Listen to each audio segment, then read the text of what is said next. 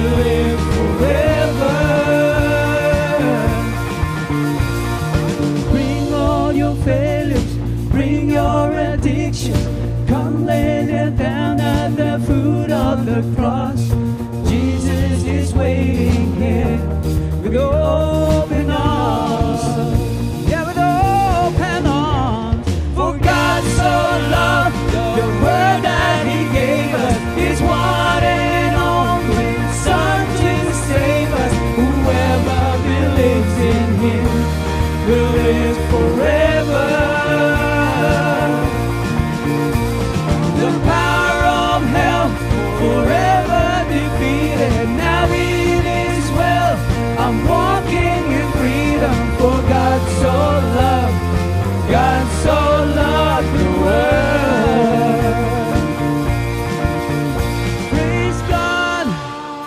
Praise God, from whom all blessings flow. Praise Him,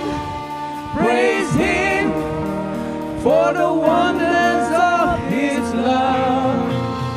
Praise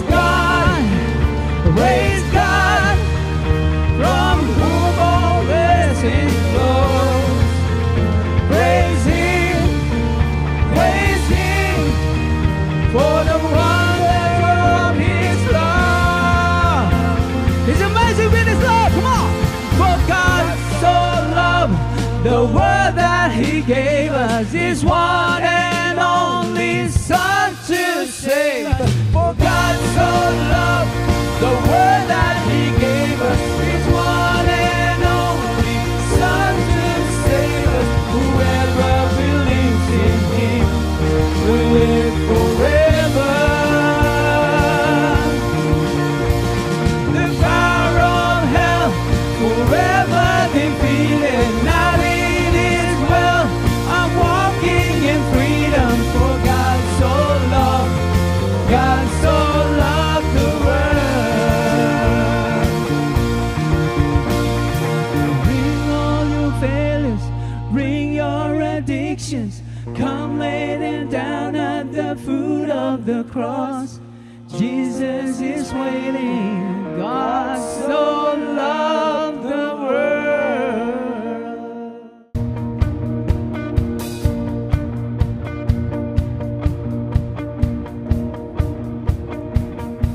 There's a rain coming. We better get ready. Wash your heart and dry your eyes and clean your soul. There's a wave growing. We better get ready. It's carrying love, it's carrying joy, it'll carry you home.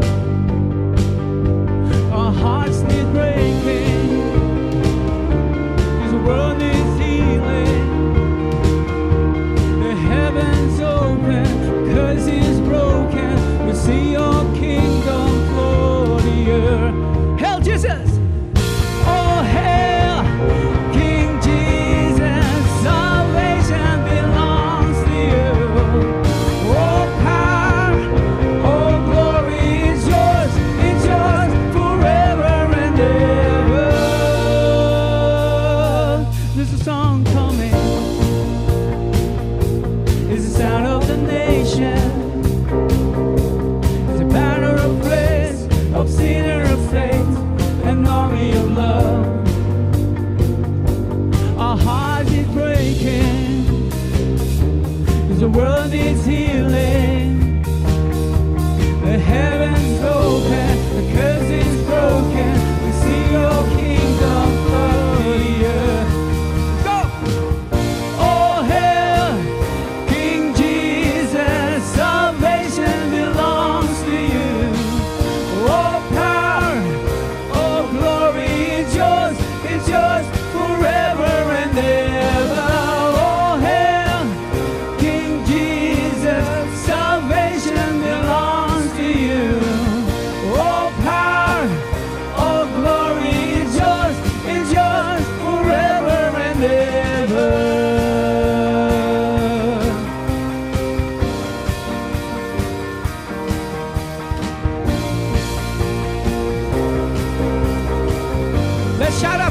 God. Come on.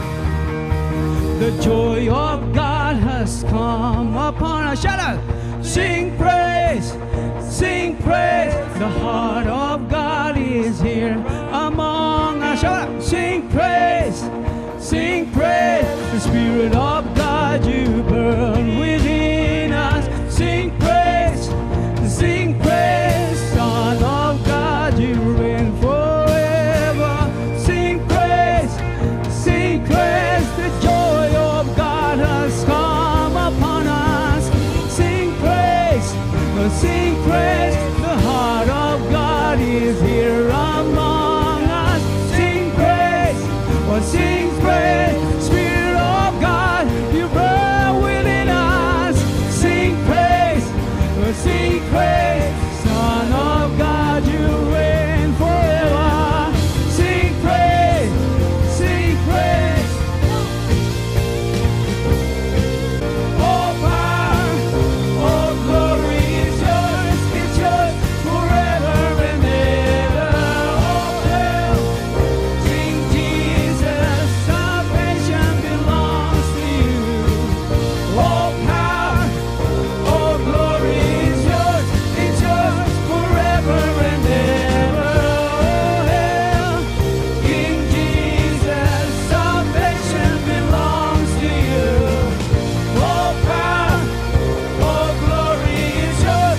It's yours forever and ever. The joy of God has come upon us. Sing it out. Sing praise.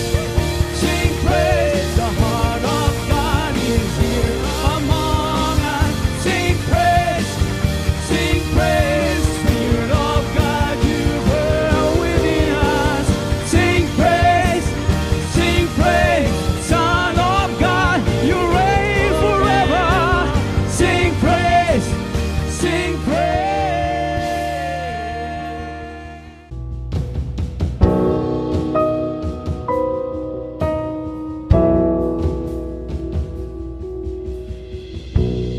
Lord, I long to bring an offering, but I don't know where to start. And all I have is on the table. I won't hold back a single part. Sometimes I cannot find the language. Sometimes I might toss forward. I just want to give you something to let you know that you're still first. Let's sing. I worship you. And I worship you. You're the one I love. You're the one I choose. And I worship you.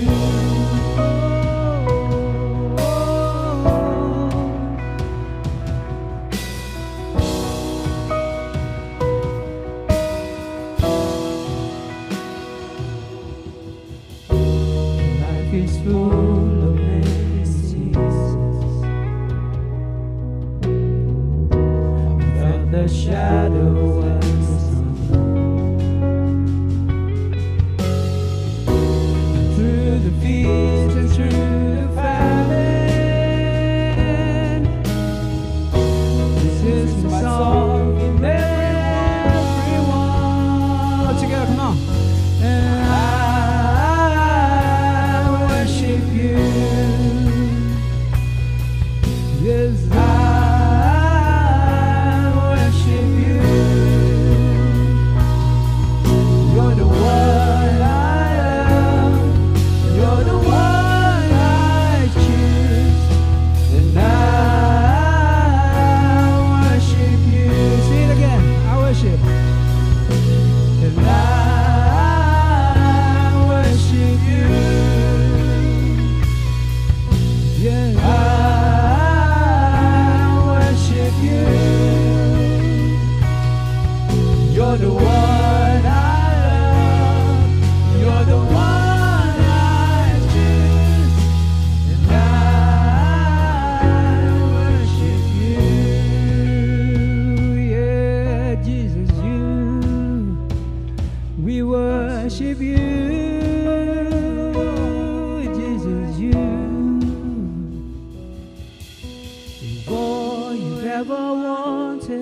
was my heart.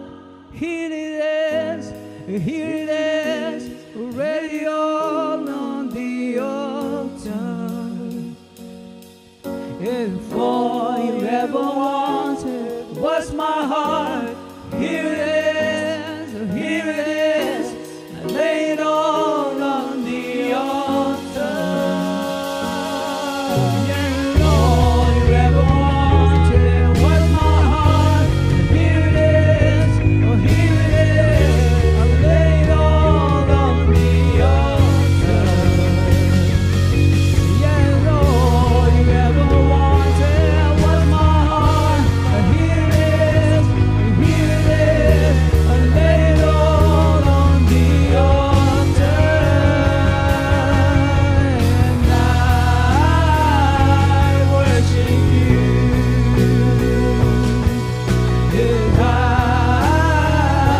worship you. You're the one I love.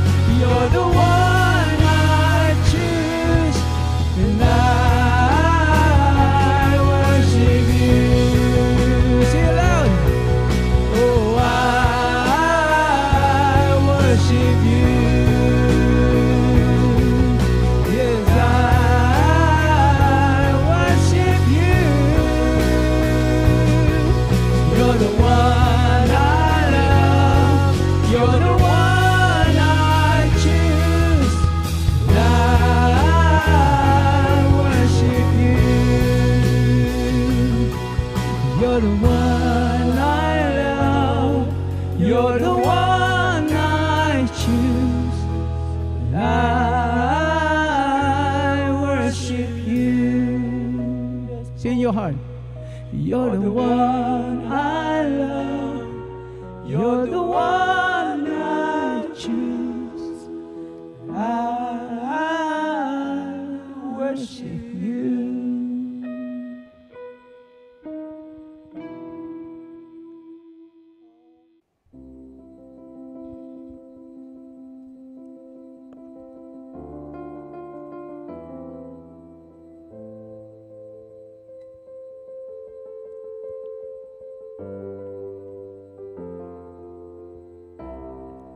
It's time for the sleeper to wake. It's time for the old winds to change. I hear the Spirit say it's time.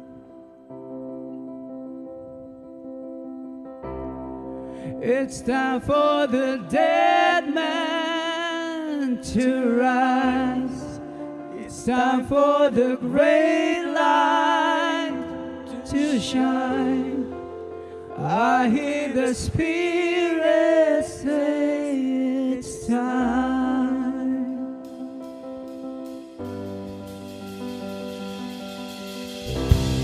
Flee wide you heavenly gates. Let the King of glory in. Let the King of glory in. Come riding on your people's praise. Let the King of glory in. Let the King of glory in.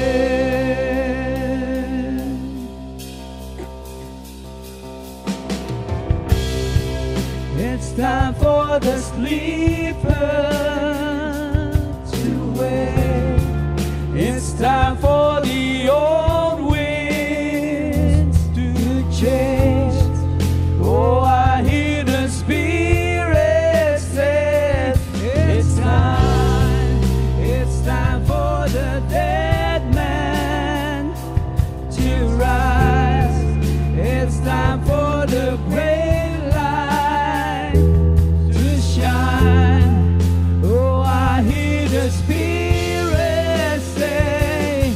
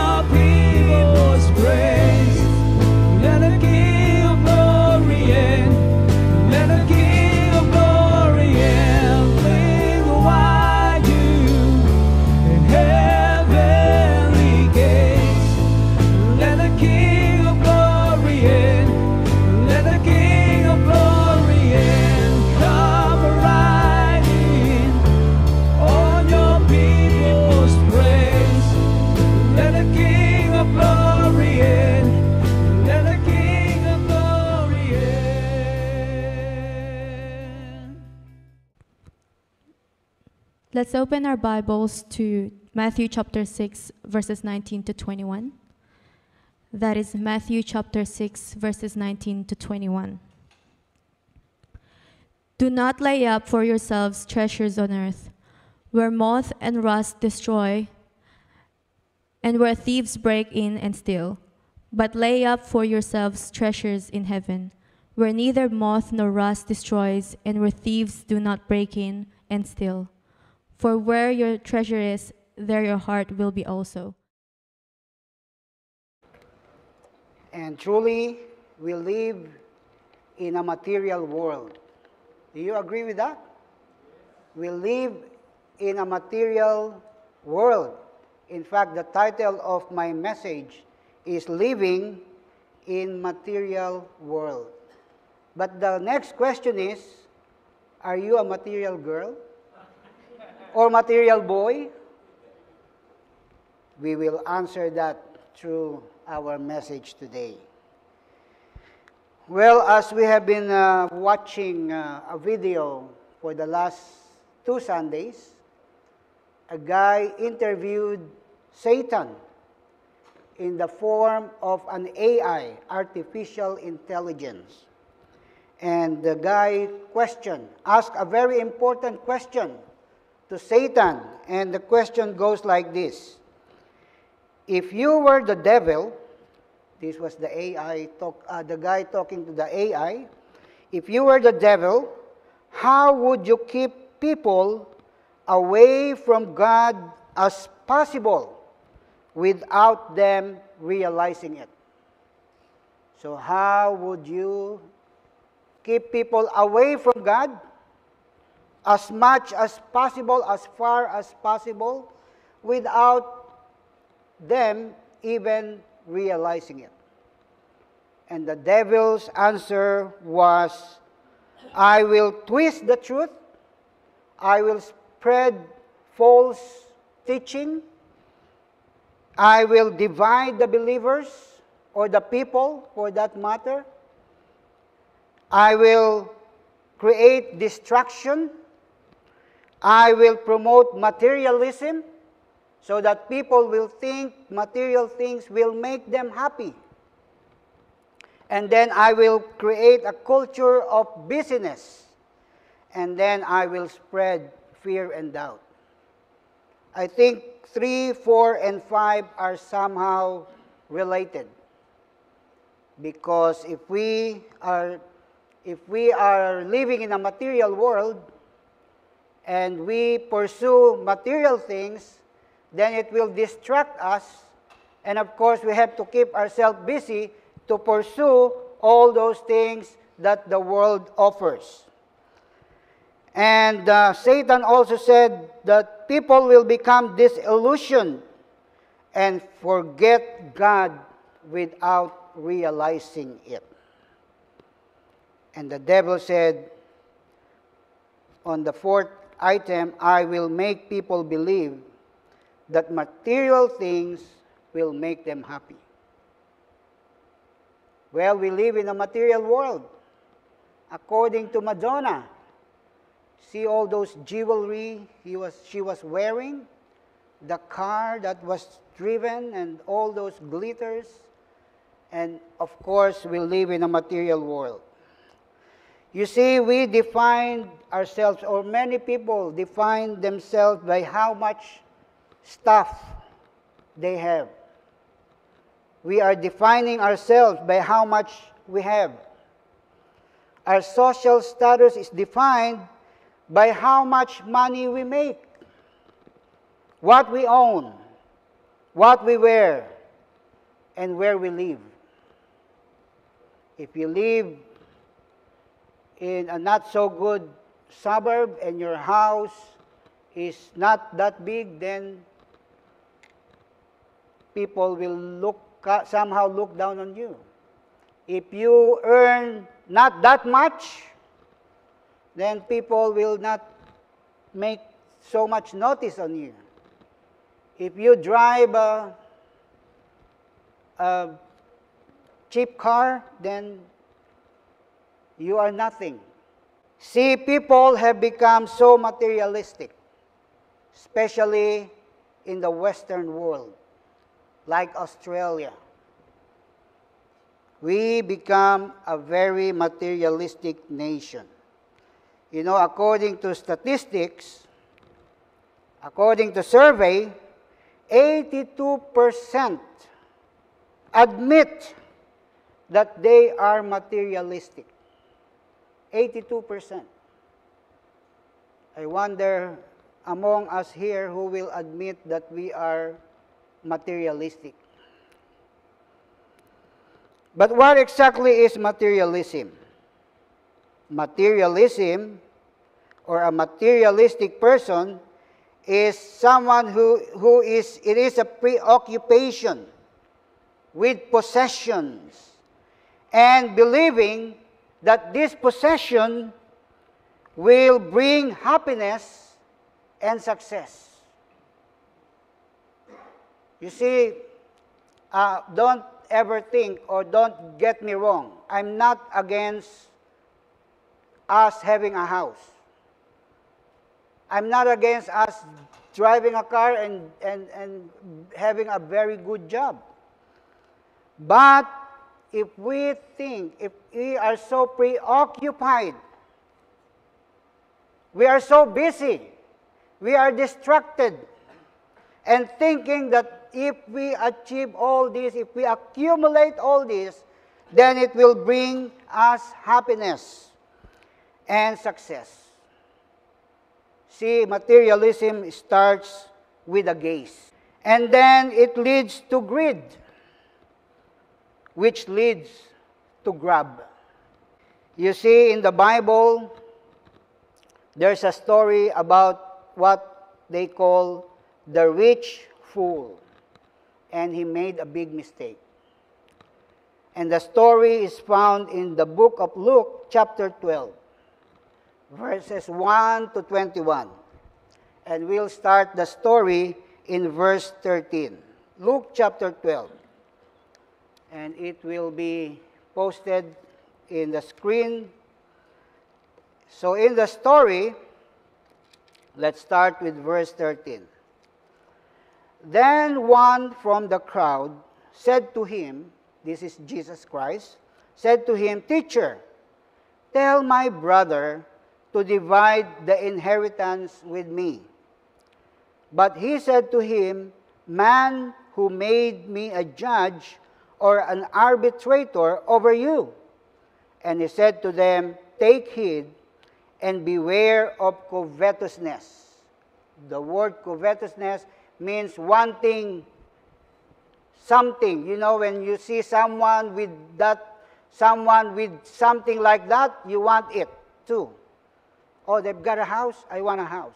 Oh, they've got a bigger house, I want a big house too. Oh, she's driving a Tesla, I want Tesla too. Something like that.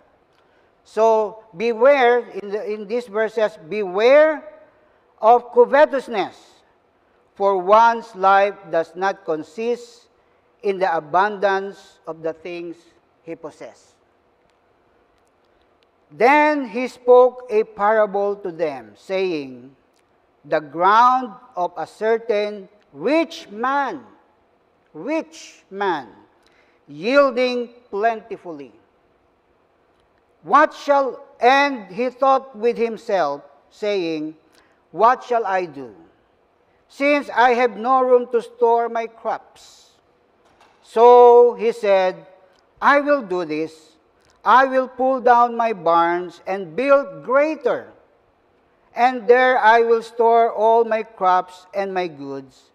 And I will say to my soul, Soul, you have many goods laid up for many years. Take, eat, drink, and be merry. But God said to him, Fool, this night your soul will be required of you. Then whose will those things be which you have provided?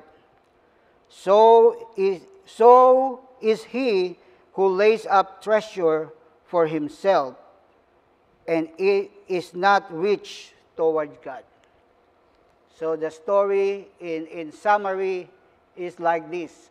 There's a certain rich man, and in the Bible, when they say rich, it's super rich. Maybe in today's generation, it's, what's his name? Elon Musk, something like that. Then he said to himself, this rich man said, oh, I have so much. I have, my storage is no longer big enough. So I will build another one. So I can put all the wealth that I have. And then I will sit down. And then I will say, oh, my soul, oh, myself, sit down, relax, be merry, party, party. But then God said to this man, you fool, because tonight your soul will be required, meaning tonight you will die. I am taking away your life because God is the giver of life. God can take it anytime. And God said, then what will happen to all those things that you have accumulated? There's nothing wrong with accumulating. But this man's mistake is that he thinks that this brings happiness and success in his life. So that's a big mistake in the Bible. One story in the Bible. There's plenty of story in the Bible about mistake of being materialistic. And there's also the mistake of America's very first billionaire.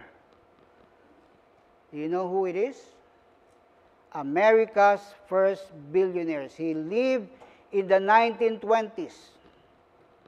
And his name starts with the letter H. And his surname is H as well. H is his initial. So one of the biggest mistakes we can make in life is to buy into the myth that the more is better, that money and the things it can buy will make us happy. So I'm talking about the very first billionaire in America. All he ever wanted was more. More. He wanted more money. So he inherited, at the age of 19 years old, he inherited millions of dollars and his parents' business. So he turned his wealth, his inherited wealth, from millions to billions. That's why he became the America's first billionaire. He wanted more fame. So he broke into the Hollywood scene and soon became a film producer and star. And he was a boyfriend, or he had a relationship with many of Hollywood's most beautiful women. He wanted more thrills, so he designed, built, and piloted the fastest airplane in the world. Now probably you're having an idea who this person is. He wanted more power, so he secretly dealt political favors so skillfully that two presidents became his puppet. And as I have said, all he ever wanted was more. And he was absolutely convinced that more would bring him contentment and happiness. And I'm talking about Howard Hughes. Howard Hughes Jr. was there is his picture, young, 6'2" in height, handsome, good-looking, and America's first billionaire. His life was made into a film in 1977, starring Tommy Lee Jones entitled Amazing Howard Hughes. And in 2004, Leonardo DiCaprio filmed in the movie entitled The Aviator. So you want to know his life story more? You watch that movie. So that was him in the peak of his life, but at the age of 70, this is how he looks. This is how he looks. He was 6'2", and at this point, he was 45 kilos. His fingernails grew longer. His hair. And you know what? He died alone in a hospital. And his skin has so many marking of syringe because of his drug addiction. What happened to his billions of dollars? The government took it because he didn't die, or he died without a will and testament because he doesn't have children, he doesn't have a wife or anything. So the government took possession and distributed it to his lost relatives, to charity, and so on and so forth.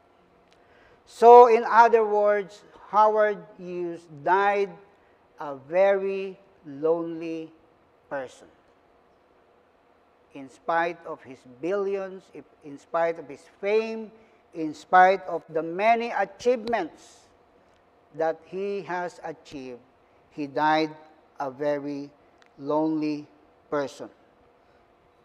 See, the mistake of materialism is costly because more things do not equal to happiness. I'm not discouraging you to pursue your career.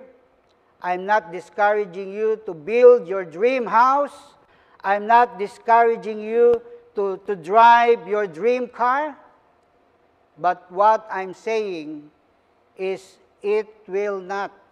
If you think this will ultimately bring happiness and success, then we're wrong. You're wrong.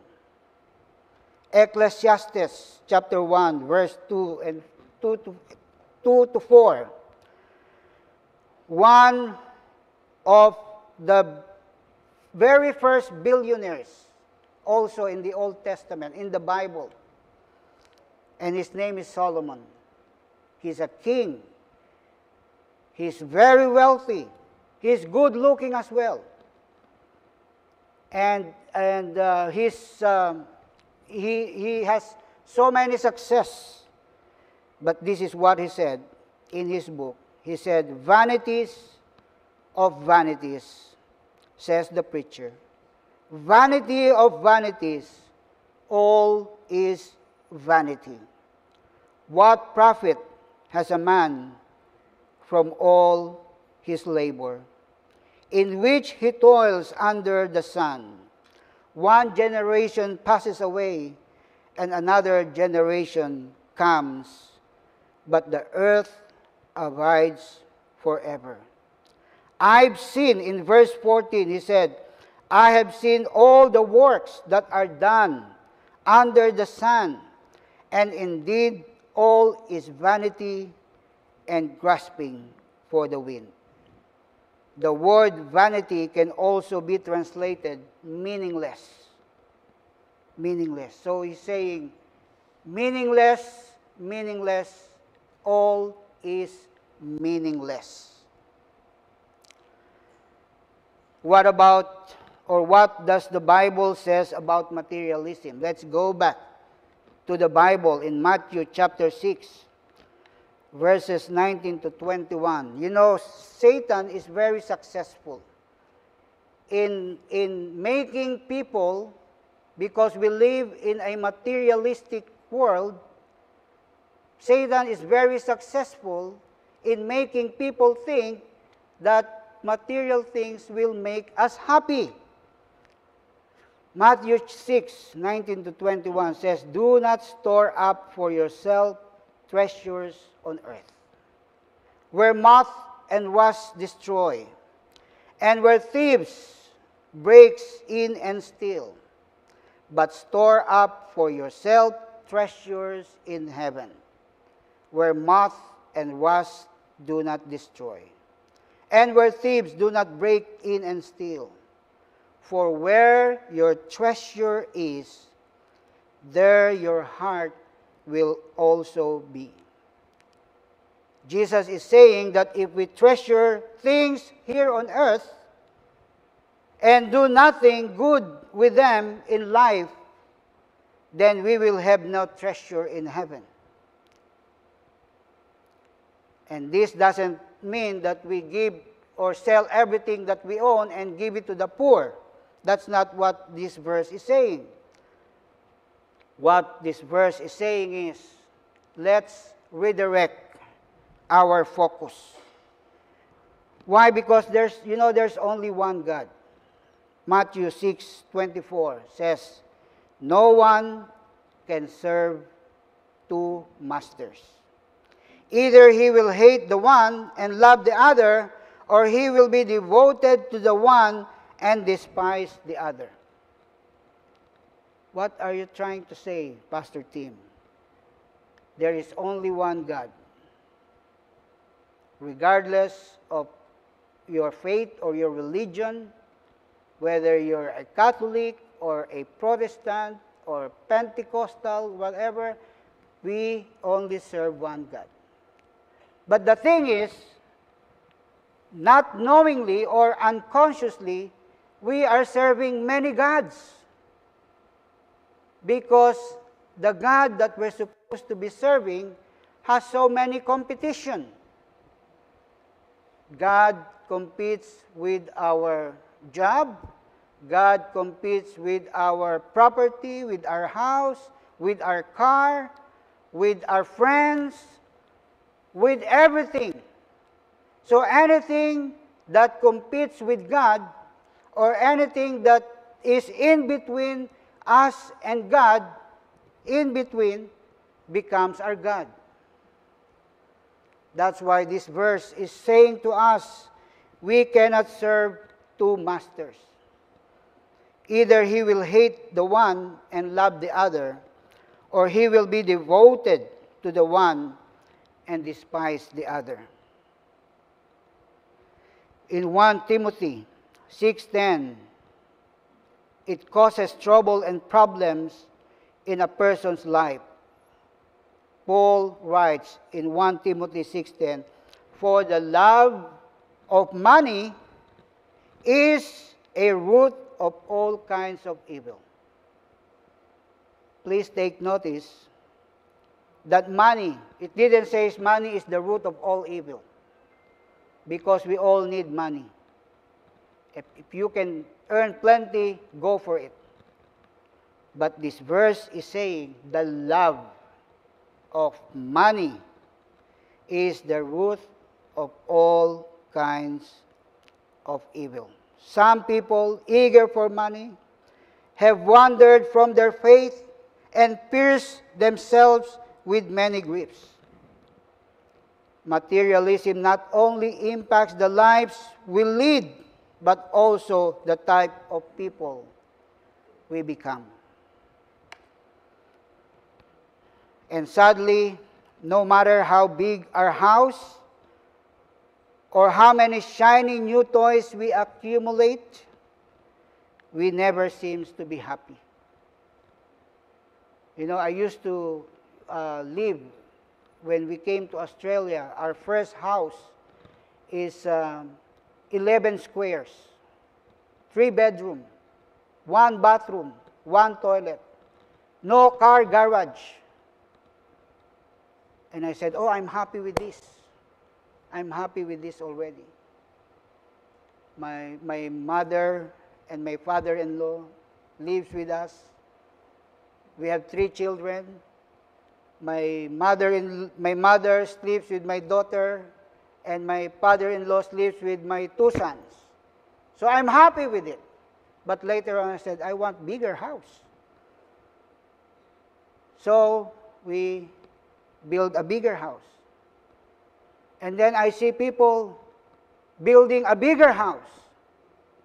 And I have this temptation in myself. Oh, I want like that house. Every room has a ensuite. It has 12-car garage. Laki, no? So I have to remind myself, I have to keep reminding myself that we have to be content. Because we always want more. And we are always seems to be willing to go into more debt to get it. In fact, by the way, when we moved from that small house to the bigger house, I could not believe how much stuff we have accumulated. 5 times we rented a big truck, and we went back and forth 5 times. Besides the fact that we have thrown away half of it already. And I asked myself, how did that, all those things fitted into that small house? Through the years, you buy and accumulate and more. We have accumulated the biggest mountain of debt in the history of the world. And again, I must emphasize that more things does not equal to happiness. It might bring happiness temporarily. You move to your new house, wow, dream come true. Yes, it brings happiness. But for how long? Only time will tell. So how can we avoid the trap of society and the misleading of Satan that materialism will bring us happiness? First of all, I want to say that we have to find your joy in life through God. Matthew 6:33 says, "Seek first His kingdom and His righteousness, and all these things shall be added unto you." Seek first God. And God's promise is, if we seek Him, if we focus on Him, if we find our joy in life through God, believe me, God will supply whatever you need. Not necessarily what you want, but all your need. You know, when we started doing that, when we moved to our house, it's not so big. It's only 24 squares. Some of you live in a 40 squares house. Our house we live now is 24 squares. When we moved there, our kids were small and they started growing. I'm small too, and I stayed small. And then I said, and me and my wife, from this point on, we will start pursuing God. Pursuing God. We will seek first His kingdom. We will find joy in life through God. You know, today, 25 years later, living on that house, all my kids are gone. Yay! I don't have to cook breakfast for them. I don't have to cook, or me and my wife, well, it's sad, but in a way, we're happy because they have their own life. What I'm saying is, when we started pursuing God, all those things that we need, God had provided. God had provided. And today, I stand before you as a living testament. I am joyful. Nothing brings me joy. Of course, I'm happy that we live in a house. I drive a very small car, but I am joyful. I am joyful. I am semi-retired, by the way. I look young. I look 60, but I'm 63, and I'm semi-retired. And I have so much joy.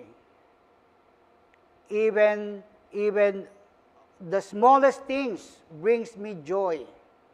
You know, in my backyard, our nectarine tree, it bears so much fruit. I eat nectarine in breakfast. Morning tea, nectarine. Apostle Paul says, I have learned in Philippians 4, and this is the second point, choose to be content with what you have. Because happiness is a choice. It's your choice to be content. It's your choice to be happy. Philippians 4:10 and 12 says, Paul writes, I have learned the secret of being content in any and every situation, whether well-fed or hungry, whether living in plenty or in want. I can do everything through Him who gives me strength. Choose to be content. Because if you choose not to be content, it is a never-ending want that you will pursue. I want more. I have one house. I want two houses. I want another house. I have 5 shoes. I want 10 shoes. See, too often we look to the material and external for our happiness. But Paul says we can turn to God and be content in our lives right now, no matter how much we have. No matter how much we have. Focus on accumulating experience and godly wisdom, not material things. Focus on accumulating experience and godly wisdom, not material things. Do you know that research has shown that experience actually brings people more happiness than material possession? Because material possession will just make you want more. But experience and godly wisdom brings contentment and real happiness, real joy. So in conclusion, beloved, will we learn from the mistake of the rich fool? Will we learn from the experience of Howard Hughes? Obviously, not many people learn from their mistakes. But it will bring us happiness if we learn. In Paul's instruction to his mentor, Timothy, in 1 Timothy chapter 6, verse 17, he said, command those who are rich in this present age not to be haughty, nor to trust in uncertain riches, but in the living God, who gives us richly all things to enjoy. Let them do good, that they be rich in good works, ready to give, willing to share, storing up for themselves a good foundation for time to come, that they may lay hold on eternal life. Three things here: godliness, pursue godliness, let's have contentment, and let's be generous. Let's be generous. You are blessed. We are blessed to be a blessing to others. And surely it will focus and it will help us focus not on material things, but on God. And it will bring true, genuine, and lasting happiness to us all. Let us pray. Heavenly Father, we pray that your word that we have received today, planted in our heart, will bring fruit, will bring and bear fruit in our heart. In Jesus' name we pray. Amen and amen.